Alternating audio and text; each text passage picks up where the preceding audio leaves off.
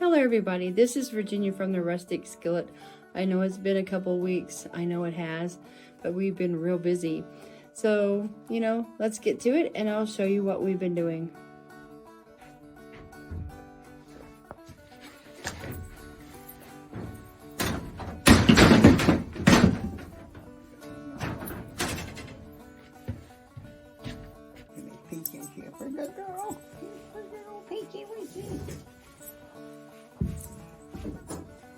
You're gonna have to stay home tonight, tomorrow. Yeah, Mama's going to town, I think.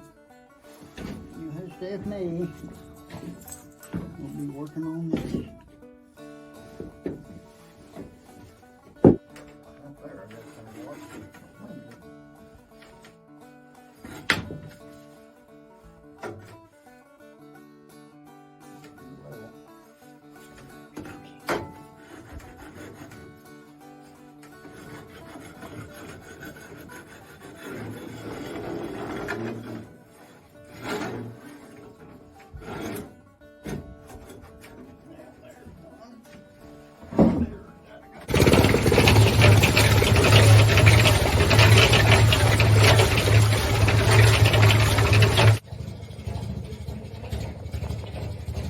This is the reason why I haven't been able to cook, because we're finishing up that floor.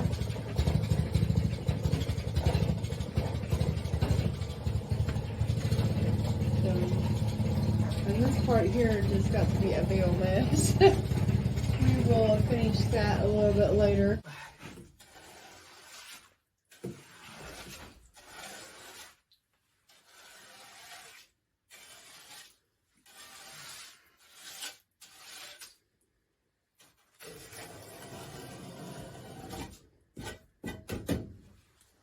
Let's see what I can do now. Still got too much. My light is going dim in the back. Oh, that's your phone. You didn't know it was me, did you? No, I didn't.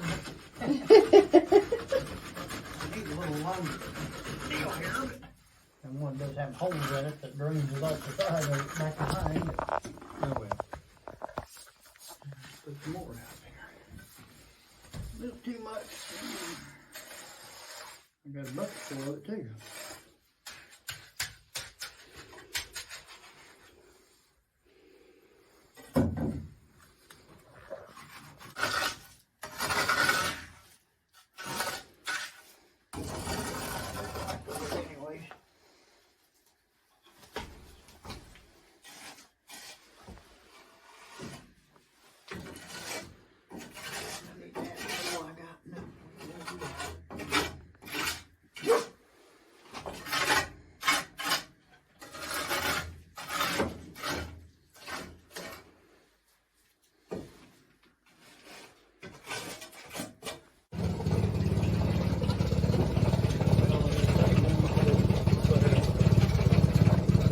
Well, it's a little bit crowded in here now because we had to move a bunch of stuff so we can get this other part of the floor done. I'm excited. Once we get this part of the floor done, then we're gonna finish chinking the walls, putting in the windows, putting up the rest of the I gotta get it like the bought back half to 7.5.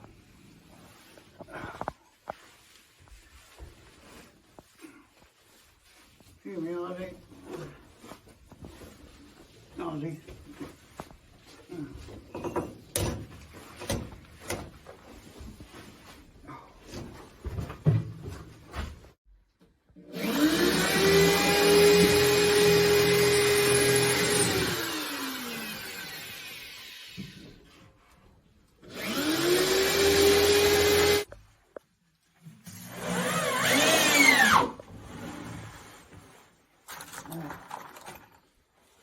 The back's going to be a little more fun.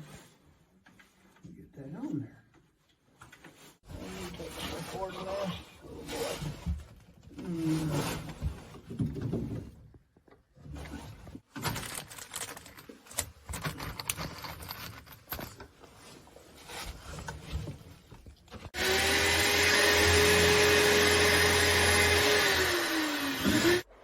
kitchen is back in order now. We still got to do a few little things in here. There's my Christmas stuff right there. I'm going to put a linen. I do got to dust. It's kind of dusty. And yes, I decided to plug some electric in so he can work. He's my favorite Santa Claus. Give me a second here. I'm going to turn the light off. Let's see. He looks real good. Right there. And yes, the bedroom still needs to be concreted. And windows and chinked and all that. And some tin roof, the barn tin roof. So we still got that much to do. But it's getting along just fine. And we are going to put another one of the lantern thingies right there. So we don't have to rely on so much electricity. And all that. But we're going to put a curtain down there, like some valances, be real cute. And I got all my containers down there, my cookbooks, and the container I did have broke, but we found a vintage coffee tin to put on my wooden spatulas. And there's our phone and my antique dolls, my antique boudoir doll with the sailor boy and a hillbilly doll with his wind-up dog, and all that. And yes, that's still stained, but I don't care. It's rustic, and that's all that matters. You don't have to be perfect. It's got no rings and stuff on there. And yes, my hands are so dirty right now. I'm so dirty from working. I need to really wash my hands. I mean, they're dirty, that dirty. And all that, so. But here is a newspaper article that I really, really want to read to you. Let me go wash my hands first and get all comfortable. And I'm going to read this article. You guys are going to really, really like it. And it is a really good article about this old lady and her dog. Yep. So that will be next. And here's that article I was telling you about. The West Plains Daily Quill, dated Monday evening, December 13th, 1968. It's about this elderly lady and her dog, Frisky Britches. They live out in the woods, or might as well. Come sit in my outdoor parlor, Aunt Iva Patty invited her early morning guests. The woodpile in the sunshine was some 20 degrees warmer than the 2 rooms Iva lived in. She is shown with her constant companion, Frisky Britches. The warm sunshine brought an end to Aunt Iva's shivering. Water in a pan beside her bed was frozen hard during the night. She and Frisky Britches live in a forest home. There she is, holding a gun. Firstly, oh my goodness, look at that. And there is her face. Just look at that face. I don't know if you'd want to mess with her, that's for sure. In a small valley deep in the Mark Twain forest is the pistol-packing 80-year-old Oregon County woman who today, I'm sorry, I'm getting so tongue-tied. Please ignore me. Who today lives closer to nature and the bitter elements of winter than pioneer women a century and a half ago. She and Iva Alma, who have never seen TV, has never had electricity, oh my goodness, has never traveled the 6 miles to Thompsonville in the last 8 years, and who lives alone with her 2 dogs in the remaining 2 rooms of a once large home that's been falling apart for the past 50 years. Aunt Iva was visited on a recent early morning by Duke France Buster and Bud Cronkster of Alton, a reporter from the Quill. It was a periodic call by the former Oregon County deputy, and this is in Missouri, by the way, Oregon County in Missouri, sheriff and the owner of Alton Sales Barn and his brother just to see how the old-timer was getting along. The reporter was invited to meet this remarkable woman who had slept the night in a pile of leaves in the woods when her cattle strayed too far from the home as they grazed over the open range. The visitors arrived cautiously because they knew Aunt Iva keeps her .32 caliber Colt automatic beside her, and she's a crack shot with her .32 40 Marlin rifle. Yep, I say so. Buster Cronser, who knows her best, was a one-man patrol who approached her front door to tell her that she had company. The first sight of Aunt Iva was her bare feet, and this is cold, mind you, really cold, and in the wintertime, as she walked out into the frosty front yard to greet her callers. She was persuaded to return to the house for her rubber boots. Her bed was a 100-year-old rug-covered wooden chest pulled into the corners of a small room with no windows, but plenty of ventilation from the collapsed west side of the house. A pan of water beside her bed had turned to solid ice overnight in the unheated room.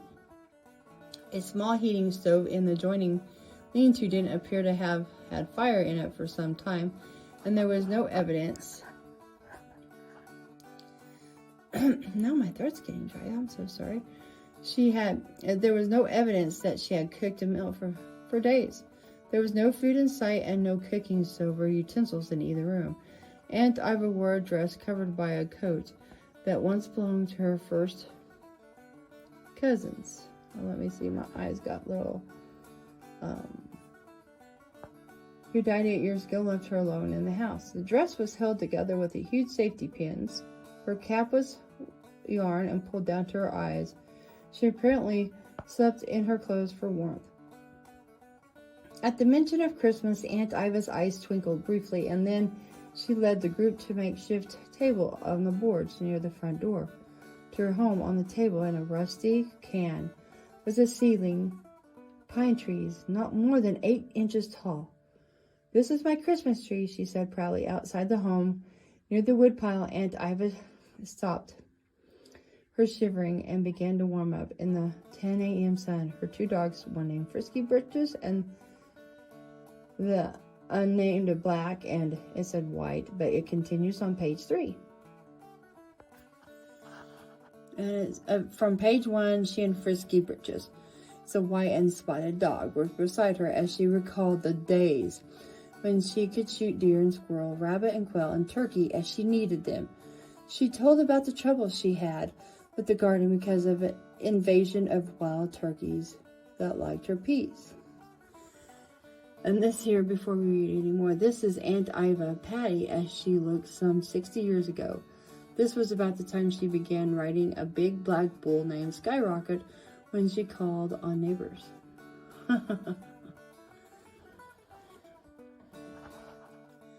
Once she visited a neighbor on the back of a big black Jersey bull named Skyrocket. She was a crack shot with a rifle she kept in a holster in her saddle. For many years, her beloved .32 automatic Colt automatic was strapped around her. Let's turn the page here. Waist. The automatic was once owned by the father of Duke Franks, who shot a deer with it. This fascinated Aunt Iva so much this fascinated her so much that she traded a cow for it and now plans to leave it in Arthur Franks at Thompsonville when she dies. The now aging woman carries her water from a good spring a quarter mile from her house. She can remember when it was a big attraction in the whole county because a huge government still, back then, a big still, was located beside the running water. Every day, a wagon loaded with 3 60-gallon barrels of whiskey left the springs for Piedmont, Missouri. One day at Thompsonville, the next, neither she nor her neighbors can remember why it was operated by the government instead of local businessmen. Yeah, I think it was during Prohibition time she was talking about, too, so that was kind of funny. And corrupt politicians, I would think.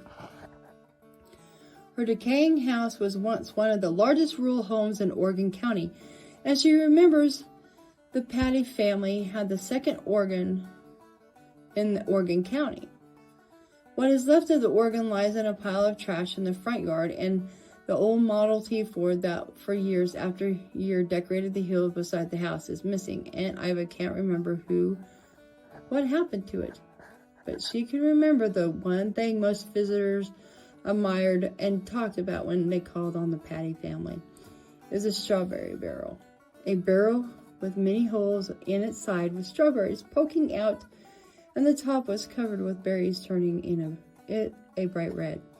If you ask neighbors about what they remember of the good old days at the Patty place, they would tell you about the strawberry barrel, eating honey from the 14 hillside beehives, and most of all, the fried pig's feet that the family was their specialty. Yum, yum. I don't think so.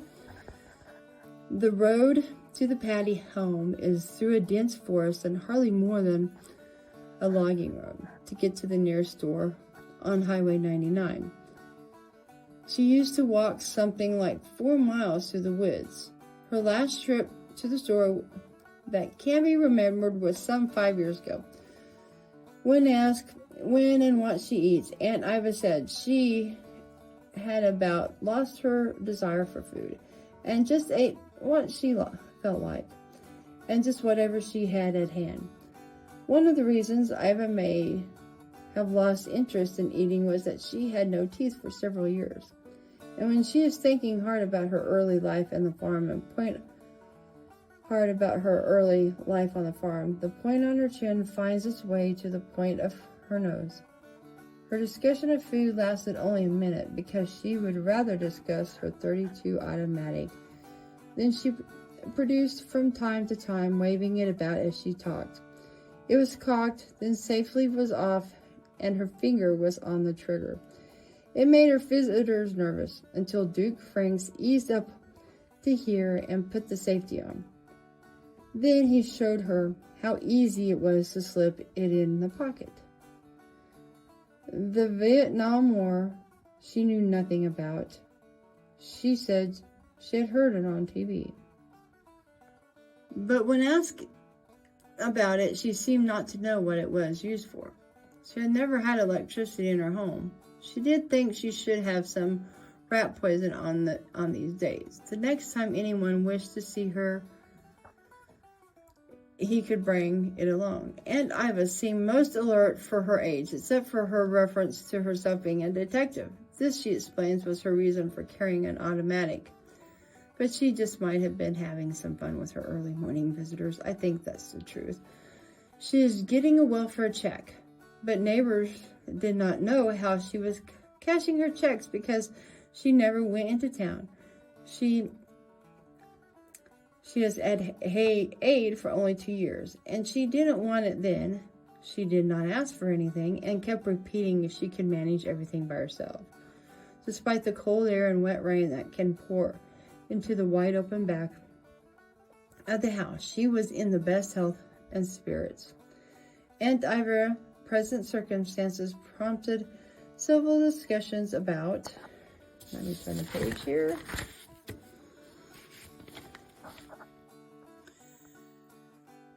her future. It was decided that if she was put into a warm rest home, given regular meals, and confined to a room or lawn away from her beloved woods, she would not last long. And that's probably true. A Mr. and Mrs. Patty settled on their farm and built the house more than 100 years ago. They had 3 children, Buck, Lucy, and a third daughter. The third daughter had a baby in Arkansas, and when she died a month later, the child, Iva, was brought to Oregon County to live with Buck and Lucy. Then Lucy had a baby named Clay. As years passed, Buck and Lucy died, leaving Iva and Clay at the home. As the years went by, Iva Amet, who could not recall her mother or father, took the name of Patty. The Cronsters family of Alton knew that Patty's family for years, from the time old Jim Cronster ran the Oregon County logging railroad through the forest back in 1880. And it says Nevada man injured. That means Nevada, Missouri. Normally it'd say Nevada, but in Missouri it's Nevada. That's some interesting information right there for you. Some history. But here's some more pictures of her, of the house. Duke France of Alton stands beside the spring while Aunt Iva gets her water a quarter-mile from her home. Could you imagine? The spring once furnished water for a whiskey still that produced their 360 gallons of white lightning a day for Thompsonville and Piedmont, Missouri. And that's her shack right there. Could you imagine sleeping on that? Aunt Iva makes her bed in front left corner of the picture, front left. I can even see the bed. Of a 100-year-old wooden chest covered with thick cloth. The bed is beside one end of an unused fireplace. It probably burned down. There were no windows in the room, and only light, even in the daytime, comes from as an oil lamp on the metal barrel at the end of the narrow room of a 2 rooms left, the once large house. And then here is a picture there. Oh my goodness, look at that. One of 2 rooms Iva Patty calls home. There was hardly room to walk and no room to sit down in her front lawn or front room. And this is one of her relatives. This is a template picture is of Buck Patty. Boy, he looked rough too. One of the sons of the family. The first homestead, the Patty farm. He lived on the farm with his sister Lucy, who later had a child named Clay. Very interesting story. That was an interesting story, beside me getting tongue-tied and all. Hopefully I didn't shake the screen too bad and all. I'm getting a new tripod, so hopefully that will take care of my issues. But I tried to find information on when she died, her obituary and stuff, and I couldn't find anything. But if I do find it, I will update you on it. I find that kind of stuff pretty interesting.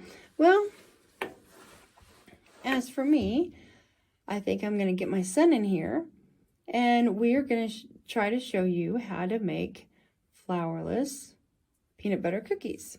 And yes, I said flourless, and they're pretty good. And so those people that are have gluten allergies, this is perfect for you. And it will be cooked on the wood cook stove. So here we go. And yes, before I bring my son in, I normally cook from an antique cookbook, but you know what? He's trying to learn how to cook, and we can do something simple and fun. Here's Dakota. Hello. He's gonna learn how to do this. So here we go. Okay, let's get it. Now Dakota, what we're gonna do, we're gonna take out this bowl right here. Okay. And grab the peanut butter. Nice. And then we're gonna measure a cup of peanut butter. Oh, he's got to take it's a brand new jar, as you can hear. It's a brand new jar of peanut butter. There we go. All right, he's getting his stuff ready there. And we're gonna start with a cup of peanut butter.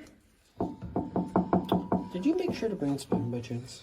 Yes, I will get you a spoon. Hold on there. There we go. I got a better spoon there for you.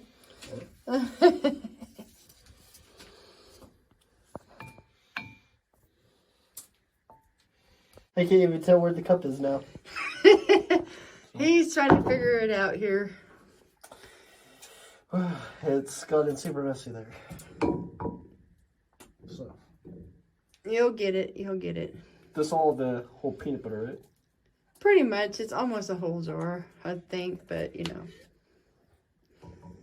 Might as well. Yeah. Why not? That's good. It all. He's kind of making a mess here. But that's all right. And so what we're going to do, Coda, see what you do is you shake it down, and it's pretty much all good.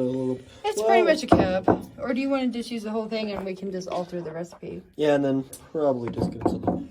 Whatever. Oops, and you're seeing my messy drawer there. I forgot to shut it. Okay. So this is what that looks like afterwards. So it's a little bit more than a cup. Let's say about a cup and a half. And then since this recipe calls for 1 cup of peanut butter and 1 egg. We might as well add 2 eggs. Know how to crack that open there.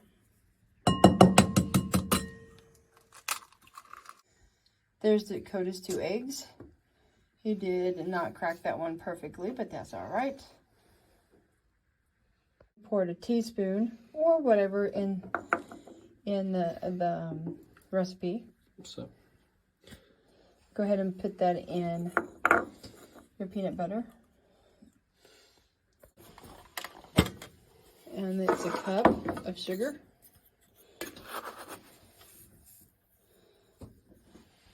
Since we did 2 eggs, you might as well put 2 cups. How much is that cup? Did it say? That's a half a cup right there. So you want to put, since it's about 1.5 cups, so I'd put 3 of those since it's a half. Because the recipe normally calls for a cup of peanut butter, a cup of sugar, 1 egg, and if you use anything else, like it's 1:1:1:1:1 ratio, whatever you use. Okay, there you go. That's good. You're gonna pour the egg in there. All right.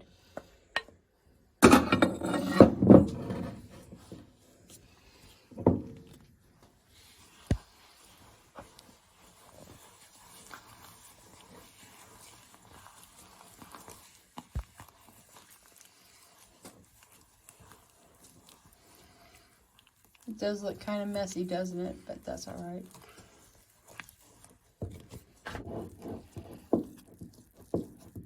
That looks real nice, all right. He decided to take a quick break to wash his hands just to make sure, because he's a clean freak. So here we go. Here we are again. He's gonna take a spoon and put in there. And normally the recipe, it would take 10 minutes at 325 or it's 350. But with the wood cook stove, we'll probably have to alter the time. gotta separate those cookies well, because if you don't have them separated, then Well, we didn't put baking powder or baking soda. Some people put baking powder or baking soda. It makes them rise. But this is for people who are totally have sensitivities. It does have 1 egg in there, so, you know, it's not vegan.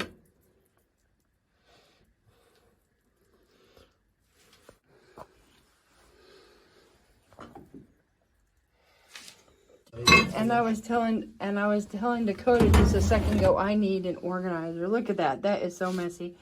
I need a spoon organizer. I need to clean out that drawer there, but you know, working and stuff, it just is what it is. And yes, it's got lots of rusticness on it, but I'm not gonna paint it because this is how I found it. I got a good deal on an auction. So, but when I organize it, I will show you more. And there is Dakota's finished product there. Look at that. It's normally supposed to be smaller, but it's all right. It's all fun. I'm gonna open the door for him. Here we go.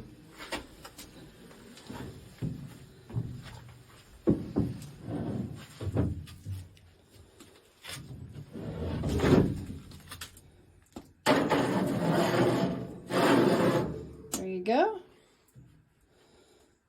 Got it turned the right way. Pull it shut. Nope, you gotta turn it sideways. There you go. You got it. And that stove is plenty hot enough. And then what you do here is take your pot holder, hold on to that, touch that. I'll show you how to do it. Okay, I'll show you. So you hold on there, you grab a hold of this, and then you lift up and check. You want to put another piece of wood in there? There you go. Put one more piece of wood in. Oh, it's all right. He's just learning how, and it's all right. There we go. And then we always put the lid back on. There we go. And see that it's really hot. It's really, really warm. So now we're going to set the timer. We set the timer.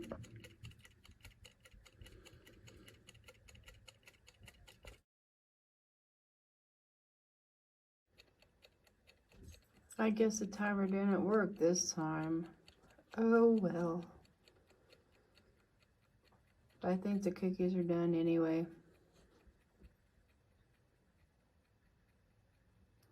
Silly thing, sometimes vintage stuff do not work the way they're supposed to. It's really heavy. They're done. Here. Let's get Here, our cookie. hold those. Well, they're still a little bit hot, Actually, so we gotta let let them cool. them cool for a bit.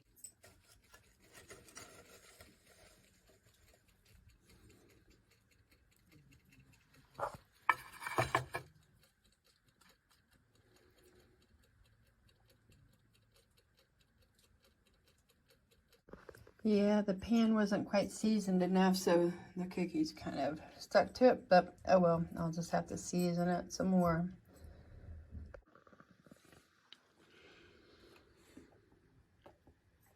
What do you think? Pretty good. Do they taste different than other cookies? A bit better, but the texture of the cookie's good and nice.